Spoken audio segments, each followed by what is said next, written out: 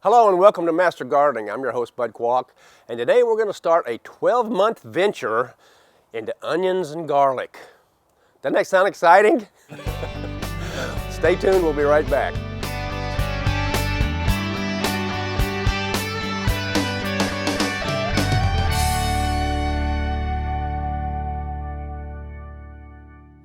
Welcome to the garlic bed. Almost, not a garlic bed, yes, but this is where we're going to plant. What time of the year do you plant garlic? Well, and if you're in the Southwest or maybe the Deep South, you can wait till the spring to plant garlic, but everybody else pretty much needs to plant it in the fall. In Zone 7 here in Western Kentucky, it's usually September, October. It's the 1st of October here right now. Perfect time to plant. The plants will grow up about just a few inches tall. They'll really struggle through the winter, but when spring hits, they'll jump up and they'll really be beautiful plants, maybe 2-3 feet tall. What kind of soil do you need to plant garlic? If you've got heavy clay soil compacted, there's no reason to even try to plant garlic. It needs to be well drained, rich, and friable. Friable, what's friable? Friable means, my definition, that the soil can let the bulb loose and grow underground. The bulb's going to grow underground, so it's got to have room for expansion. How can you make your soil more friable? You can add a little sand, peat moss, compost, a lot of that. And your soil may be already good enough to plant garlic.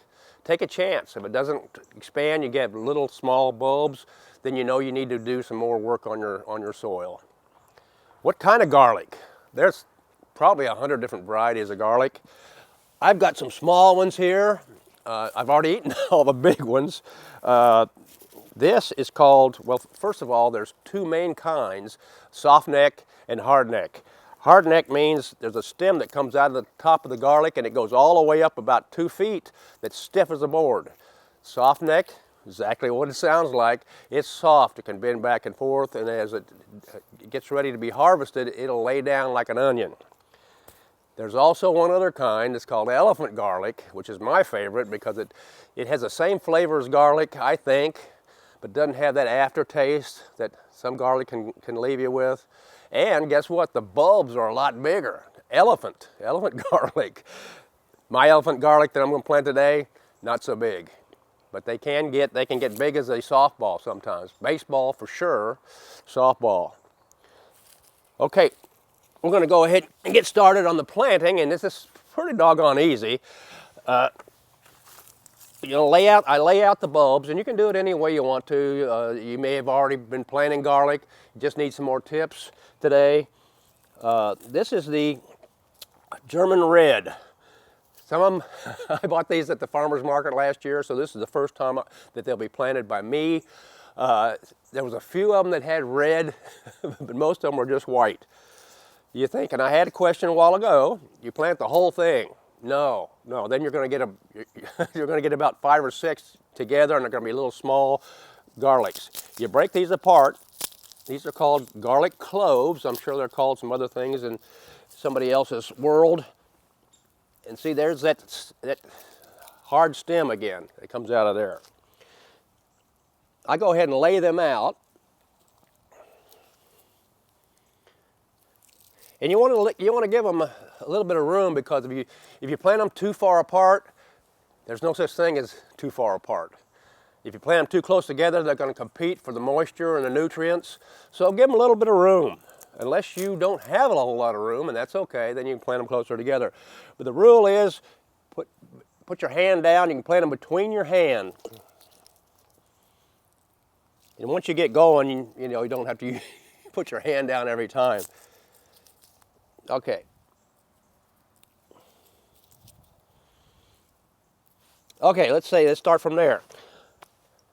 You can stick your finger down in. How deep? Well, I've heard 3-4 inches deep. No, you don't need to do that. First of all, that's a lot of work. Second of all, if you plant it too deep, they're not going to come up. If you plant them too shallow, guess what? They're still going to come up and they'll be fine. So what I like to do is just plant them about 1 inch deep. 2 inches okay? 1 inch. You can stick your finger down in there and get dirt under your fingernails and get your hands all nasty. But this is called a dibble. And I don't know if a lot of you out there know what a dibble is, but back in the old days, everybody had a dibble. I've got 2 or 3 different sizes.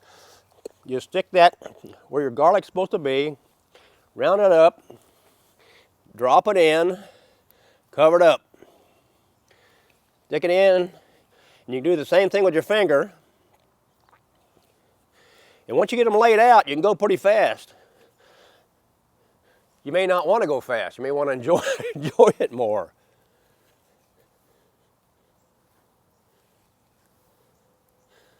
Okay, you want to make sure that your soil has contact with the bulb. Same with the seeds. Anything you plant, you want to make sure there's no air pockets around the seed or the garlic.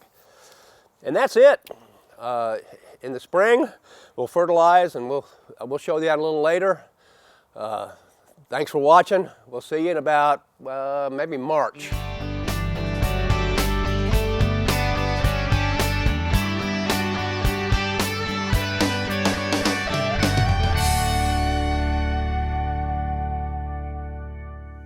This is Zone 7 in Kentucky, and this is the garlic patch. We planted them last fall, and they've grown to this size, and they're just trying to survive the winter, and they will. And as soon as the spring hits, they're going to take off. But this is what they look like in the middle of winter. Let's fast forward to the next segment.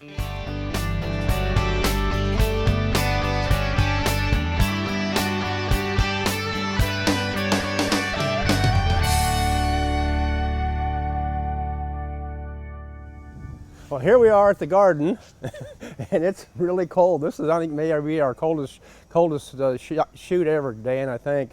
It froze last night. The ground's a little bit froze, but I think we can make this work.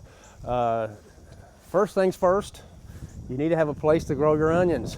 If you're going to grow onions, you need to have a place. I have a beautiful place here. I got raised beds. Onions like raised beds. The reason they like raised beds is a couple things. The soil warms earlier than a flat bed in a garden, and it's more well drained. They like well drained. They like very rich soil, composted, potting mix, any sand, anything you can put in there. But they grow on top of the soil, and we'll talk about that more in another segment. The only thing that needs to be in the ground is the roots. And so you plant them very shallow, and we'll get into that when I get on my hands and knees here in a minute, Dan. Next thing is, am I going to buy the plants, or am I going to grow them from seed? Or am I going to buy the plants at a local store, or am I going to order them out of catalog? Those are the things you need to make. Here in Zone 7 in Kentucky, I'm planting these in the middle of February. In the south, you can plant them in January probably, and in the north, you can probably need to wait till probably March or the 1st of April to plant them. And we'll get into that in just a second, why that's so important. You need to know that. I buy my plants from an onion farm. I used to plant just sets, onion sets, for years and years and years, and then I got hooked on the plants. I like the plants a lot better. It's just a personal choice. I don't recommend planting the seeds. You can buy the seeds for the big onion bulbs, but you got to plant these in the fall, and then you got to time it so that they're ready to be big enough to start producing leaves in the spring. This is good for the commercial growers and what have you. I don't recommend growing these bulb onions from seed for the backyard gardener. We do have some what's called scallions, and we'll plant those here just in a minute, and I'll show you how to plant those. Those don't bulb. They don't bulb. They're great in salads, and we'll talk about that in a later segment also. Onion sets. And these are little bitty sets, but they used to be a lot bigger back in the old days that I can remember when I grew them. The thing about onion sets is they don't have a whole lot of variety. You can't choose, well, I want to put this, I want that. You're going to get what you're going to get. I bought these at a local box store. It used to be, the varieties were red, yellow, and white. That was it. You didn't know what they were. But now I see they really have names with them. but they're really, you don't know what really variety they are. If you order them out of a catalog, they're a little bit more specific, but still you can't get the variety you want. But if you like planting sets, that's fine too, whatever makes you happy. Normally those will be smaller onions than the plants make, and that's one of the reasons I switched to plants. You can buy your plants at a local box store or nursery. Again, you don't have the varieties. They'll have half a dozen varieties there, and maybe some of them are not really right for our area, but they've been sitting around for maybe a month, drying out. If you order these seeds from a catalog like I did, I'll call them and they'll send them when they think it's right to plant the onions. And I always tell them, give me 2 more weeks because I'm going to plant them early. And the reason I can plant them early is I can cheat. I put plastic on top of this bed and I warmed that bed up 2 weeks before I planted the seeds. And then if it gets cold and they don't like anything lower than 23 degrees, and they don't like it to be cold all below freezing for a long period of time. So I can put that plastic over top of these hoops, and I can even stick light bulbs in there to keep it warm if I have to. So I cheat a little bit. Okay, now I talked about varieties. What varieties? Varieties. There's 3 varieties, 3 groups of varieties. Short day, medium day, and long day onions. What that has to do with what time of the year that the onion quits putting out leaves and starts to bulb. Like for instance, a short day onion is 10 to 11 hours. When the daylight gets 10 to 11 hours, then it's going to start bulbing and quit putting on leaves. How many leaves you got determines how big the onion is. So you want to have 10 to 13 leaves, not 6 to 7. 6 to 7, you're going to have small onions. 10 to 13, you're going to have a lot. So you want to grow, in Kentucky, intermediate or medium day onions because of when they start bulbing. Short day for the south, long day for the north. Okay, so you can have bigger onions. Okay, let's get down on our hands and knees. It's a little bit cold and nasty today. What we're going to do, plant a couple of things. Here we're going to plant, first thing we're going to do is plant scallions. And I plant these, I'm going to plant most of these in a different bed, but I'm going to plant them right here so you can see how to do it. They're very easy. You just make a little trench and you'll see some of these onions that I've already planted have come out of the ground. For the first 2 weeks, you want to go around and stick these back in the ground. You just stick them back in, poke them back in. Doesn't take much. That is already that's froze. That's froze. That's how cold it was last night. It froze. Okay, I'm just going to make a little trench right here. Like I said, I'm going to plant most of these in a different place. You don't want to plant them too deep. If you plant them too deep, they won't come up. These are little black seeds, little black, and just sprinkle them in that trench, cover them up, and make sure they've got contact with the soil. Bingo, that's it. Pretty easy. They'll come up, and you can cut the greens up and put it in the salad. You can cut when the bottom part, the white and yellow part, gets stronger as the year goes on. In the spring, they're real sweet, and then they get stronger and stronger, Dan. Okay, now let's plant some sets. Same thing, trench. Put the pointy top up. Cover them with soil. That's all you need to do with those. Plants, same thing. Little hole. Just stick them in deep enough to cover those roots. That's all you need to do. You don't need to bury them deep because you want them to grow on top of the soil. You can pull that soil back. Well, that's it for this segment. We're going to move away. Maybe I'll see you in about a month and a half, and we'll see what these little babies are doing.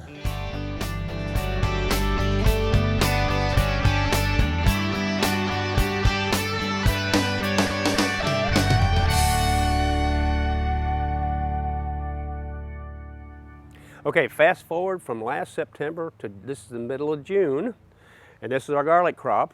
Garlic, like we said, is a member of the allium onion family, along with chives and scallions and onions and leeks and Egyptian onions. And by the way, Egyptian onions, they're a perennial. You plant them, you have them every year. They're really good in early spring. They get really strong after that, but it even beats the regular scallions to your table. You can see that these things have gone to head, and they're beautiful. You can cut these. This is a neat one here. It's kind of crooked. You cut these and put them in flower arrangements. They really smell strong, so don't want to do it inside, but once they dry, they still look beautiful, and many people use those. The bulb is underground. Okay, so your soil has to be pretty loose. You might want to try a little sand in there so that bulb can get as big as it can possibly be. You don't want to put it in clay because it's not going to be very big. I haven't done a good job of weeding on this bed. You need to keep the weeds down. This produces antioxidants that prevents heart disease, cancer, and Alzheimer's disease. It also lowers your blood pressure and lowers your cholesterol. Oh my goodness. It gives you bad breath. Because it will also, if you eat enough of it, I mean if you eat a bunch of it, it will give you extra blood pressure, blood flow, which is good for sexual performance, except if you eat that much garlic, you're going to smell to high heaven. So you got your pros and cons, okay? What I would do is cut these off, cut these heads off as soon as we get done with the show. I'll cut these all off, and then you can see the red German is a little bit different on the tops. And the plant will concentrate its energy into the bulb instead of trying to produce new plants through the seeds. So I'll cut all these off, it'll be much better. And it makes the garden look a little better. It looks pretty good right now, but these will lay down and really look nasty after a while. Okay, we're going to go over to the onion patch and talk about scallions also.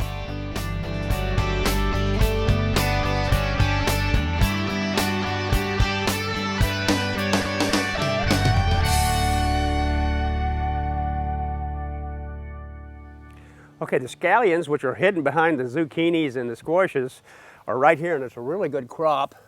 We'll get you a shot of that. A lot of people call these green onions, and I can see why they're green, but so are these. You plant these at the same time as these, but these never get a bulb. You can eat the whole thing, and you can chop these up, put them in a salad, put them on top of soup, use them as an adornment. The green is very mild. The white starts to get a little oniony, a little bit strong. Don't eat these right before you go on a hot date. That's a good crop. That's a lot more than I would use. You don't need a whole lot, so you don't want to plant a whole lot. We planted too many, but many times you don't get a good crop, so you want to plant more than you need. Then here's the onion patch. You notice the onions are above the ground. If you accidentally planted them too deep, you can go and pull the soil back away from them. They say not to do that, but you get sun scald. I have never had any problem with sun scald. Now you might have on the southwest, if you live in the southwest, that might be a problem. In Kentucky, it's not. I'm looking down through here, and normally you have a dozen or so that have gone to seed, like the garlic. It has a seed pod on top. Those things are not going to store. They're going to rot really quickly. So as soon as you harvest those, matter of fact, you might as well go ahead and start harvesting them because they will not store for very long. You want to eat them first. Now, what are all these leaves? We can count the leaves on these things. That's one of the keys to success. How many leaves you got? Each one of these leaves translates into a segment of the onion bulb. Didn't know that. So the more of these leaves you have, the more segments you have on your bulb, the bigger the bulb. Most of these have 6, 7, or 8 leaves. That's not what I was really hoping for. I like to have 10 to 12. Then you're going to have a good, solid, big onion. Because they only have 6 or 7 or 8 leaves, the onions will be a little bit smaller, maybe the size of a baseball. That's still good. I've got plenty. They'll last till December. Stop the fertilization the minute it starts to bulb. And you can see these don't look like the scallions. They looked like these not too long ago, but now they're starting to bulb. When they start doing that, cut off the fertilizer. No more fertilizer. And I don't know why, but that's what all the experts say. You'd think you'd want the fertilizer for the bulbs, and I guess maybe that if you want them to store, you don't want them to grow too fast or blah, blah, blah, blah, blah. Now, onions are one of the best things you can eat. They're full of antioxidants, full of them. They do all kind of things. They prevent heart disease, they prevent Alzheimer's, they lower your blood pressure and your cholesterol. They control your sugar. They help with bone density. Just about anything you can think of that can go wrong with you, onions can fix. I mean, they're really, there's a whole list. As far as diseases, they have a lot of diseases and a lot of pests. You wouldn't think so in western Kentucky, but in some parts of the country, there's about 24 funguses and there's about 24 bacterias that get into the onions. Luckily for us, most of those are at onion farms where they grow the onions on the same field year after year. You want to rotate your onions, don't grow them in the same place all the time. If you do that, you won't have problems, I don't think, very much with your funguses and your bacteria. Now, if you do have a history of bacteria, you can not cure it, but you can prevent it with copper sulfate. Don't wait till you see the symptoms. Once you see the symptoms, it's too late. But if you treat them with copper sulfate, you won't have any bacteria problems. Again, most of the diseases and the bacteria are around onion barns where they've discarded onions and rotted and what have you. The family gardener doesn't have those kind of problems. Now, if you have a bad hailstorm and it damages your onions, you're in trouble. I'd put the copper sulfate to it immediately, and as far as the funguses go, that's up to you, but any kind of damage to the bulb lets the bacteria and the diseases in. Okay. All right, we'll see you in about, maybe we'll harvest these, maybe I'll see you in about a month, maybe a month and a half, and we'll harvest these.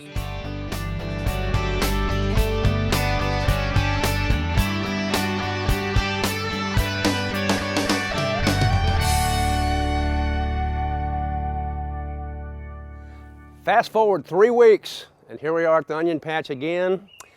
And once your onions, the necks start leaning over on about 50% of your onions, they're getting ready to start curing. Take a hoe or a rake or something and break over the other tops of all those onions so that they'll all cure about the same time and you can harvest them all at once. What that does when you bend over that neck, it makes the neck start being real soft, and then it'll heal. It completely seal off, and that's the key to curing your onions for storage so they'll last a long time. Okay, then, probably a week or two from then, the tops will start turning brown. And once about half of them turn brown, it's time to harvest. Now you can just pull these up because they're on top of the soil, so they just pull up real easy. If there's some down in the soil, you can dig them, but most of them are on top. I like to put them on a sheet or a drop cloth or something so I can drag them to the shade. Back in the old days, I said, just leave them on top of the soil for a week or so and let them cure. That is not what you want to do. You don't want that hot beating sun down on your onions ever. Okay, so take them someplace where they're out of the sun, into a shade or someplace, and you don't want to get them wet. Some people say, well, you got to wash them all out. No, you don't want them. You do not want to get them wet for any reason. If there's going to be a heavy dew or maybe a rain the next day, you need to take them inside. Don't let them get wet. They won't store very well. Take them into the garage, the shed, the barn, or whatever, and keep them dry. After about 2 weeks, they're ready to start storing. They've cured up enough. They'll continue to cure, but they're ready to put into storage. A lot of people use mesh bags. Some people use nylon hose. I don't recommend those. I like to put them in baskets. In my kitchen, I've got a 3-basket tier. One for the red ones, one for the yellow ones, and one for the white ones. That's the way I like to do it.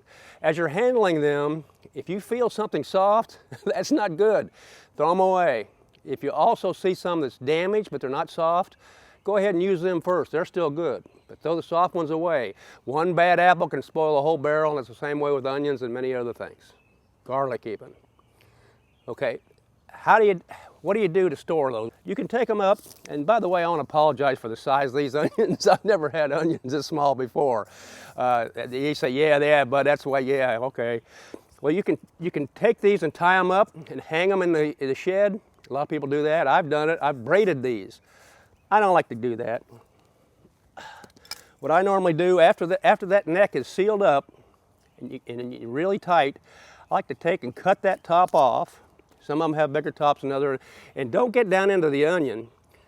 Give you about an inch or a half inch up here. Okay, that'll continue to heal while it's in storage.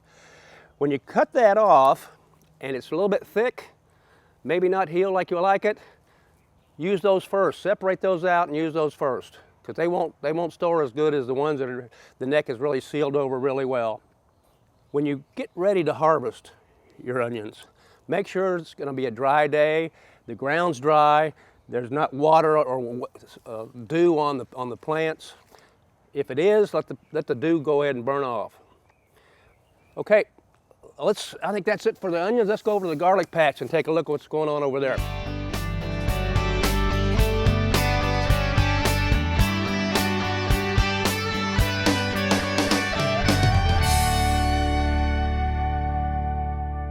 It's been 3 weeks since we saw the garlic patch last time, and a big change.